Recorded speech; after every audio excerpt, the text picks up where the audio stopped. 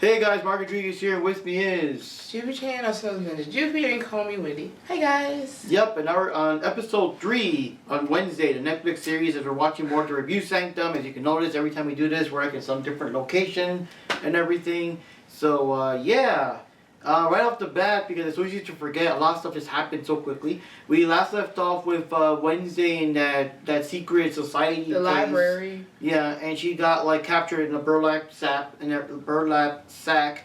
And then now they like took the sack off her. You got all these people with their masks on and their hoods and whatever, and they're gonna punish her or whatever. But she already knew it was them. She already knew it was what was that girl's name? Bianca And all the other. Yeah. So apparently it was thought that the group, that actual society The had Nightshades, disbanded. That's what they were called, the Nightshades? Yeah. That it had disbanded, let me say like 30 years ago or so. But Because someone died? Because a normie died. Yeah. They were very specific about that. But, because their families are all elite, they could, it's still going. So that it is really, really secret because no one else really knows about it. Yeah. And Rowan was also a member of this group, which is why he was in the library to begin with. He was usually kicked out too, it sounds like. Yeah, but they never got into specifics as to why he was kicked out. Yeah. Which we'll probably find out more about later. Yeah, and then also nowadays they just do it for, regular kids junk like skinny dipping and passes and late night parties and stuff like that. Yeah, so the normal stuff that Keela probably doing at a boarding school.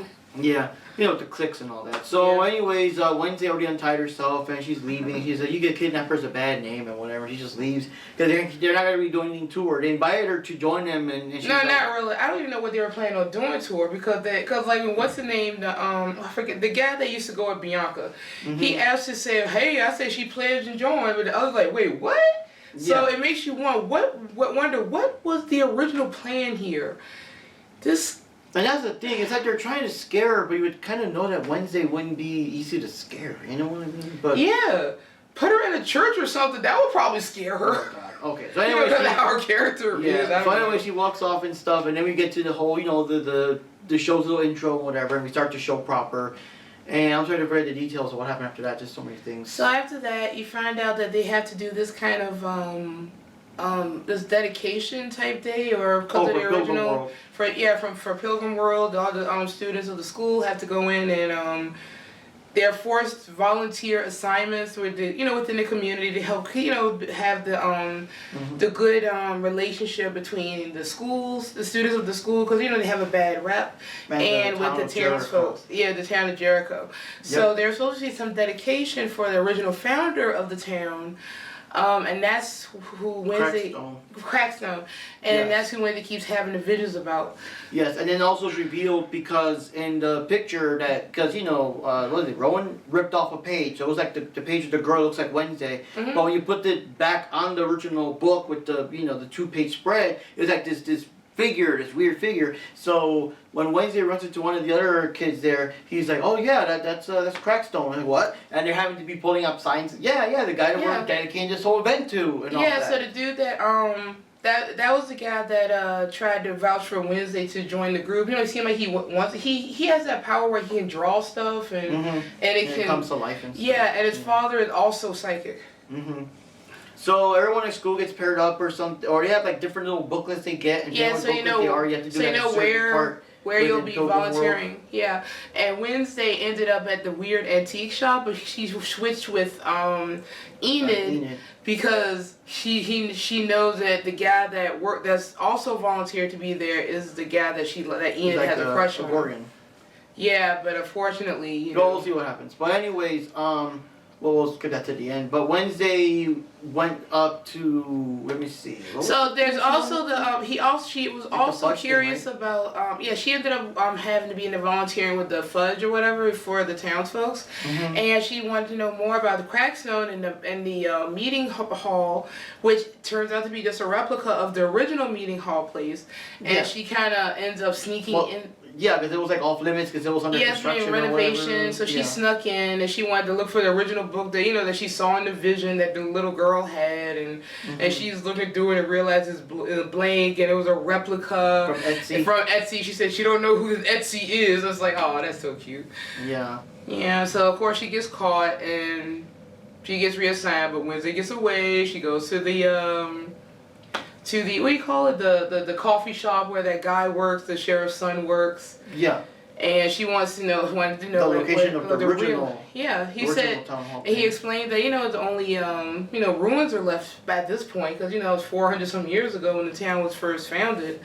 So she decided to go on her own to find it. She goes there with Thing. And also just real quick, when Enid and the Gorgon guy are working at this creepy shop where all the animals are taxidermy, but they're all like roadkill animals, whatever. There's a mysterious, creepy dude there with a camera next to him, a homeless dude or something. So he kind of leaves or whatever, and so he kind of comes up a little bit more in the story. And he keeps the camera on him, and we were just, look like he's just trying to record it, but I don't know. But he leaves. But yeah, that which is good because we did see him established earlier with the camera. Mm-hmm. So so Wednesday does end up going to the property. She runs into this old man, and he ends up running away. Squatters here. They were warning her that the place, it's the woods. There's lots of squatters there. Yeah. It's cleared out every month. That kind of stuff. The guy that has the sheriff's father was warning her, but Wednesday's gonna go anyway. Yeah. And so when they go to the house, it is like just the leftover ruins, and that guy was there, and then things scared him off and everything, so he left and everything. Yeah. So Wednesday didn't have any vision until she tried to leave, and she grabbed the door, and then she had the vision of the girl, the little blonde girl with the pigtails in her vision, and her demise. So apparently Crackstone. Well, almost demise though. Well, almost demise. Yeah. So apparently. They were all, because her kind were considered outcasts. They viewed her as like a witch.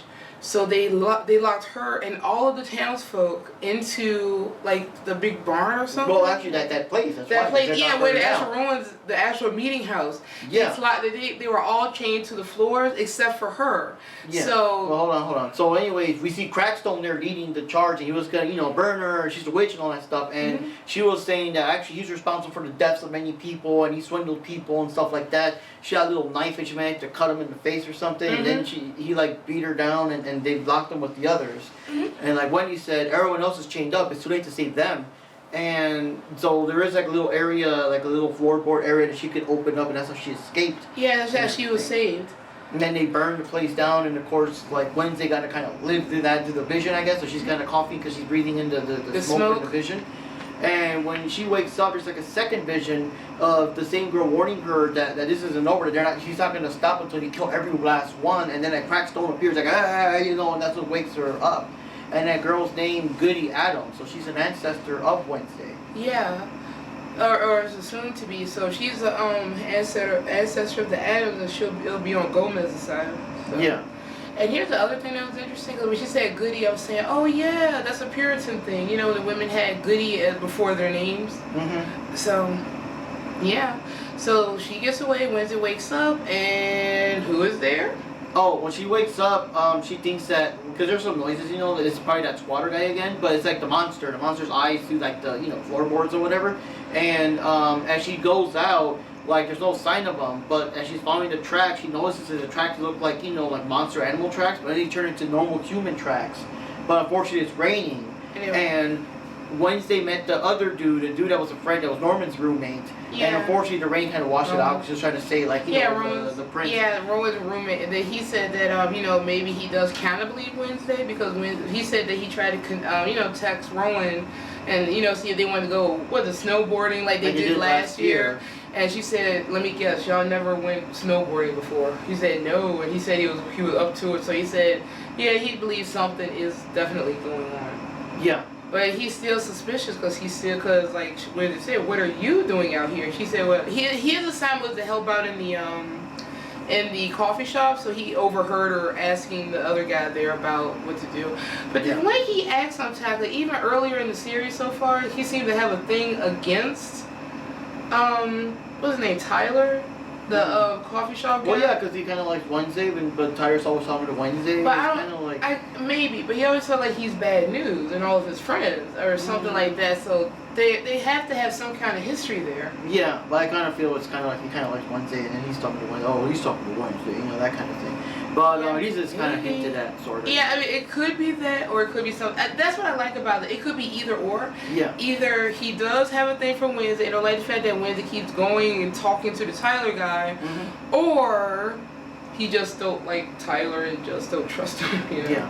So the other thing too is that minor subplot is that Enid has a thing for the Gorgon guy, and they agreed to go on the date. And it was kind of a funny thing where she had to just flat out spell out everything because I guess she was flirting and hitting. She was like, "Oh my gosh, I've been hitting and flirting with you all morning. I want you to ask me out on a date." Because she even said, "You know what? There's gonna be a good blue moon out tonight. I mean, we can meet at the such and such place. Do you know that's where the kids go to hook up? I hope you have a good time."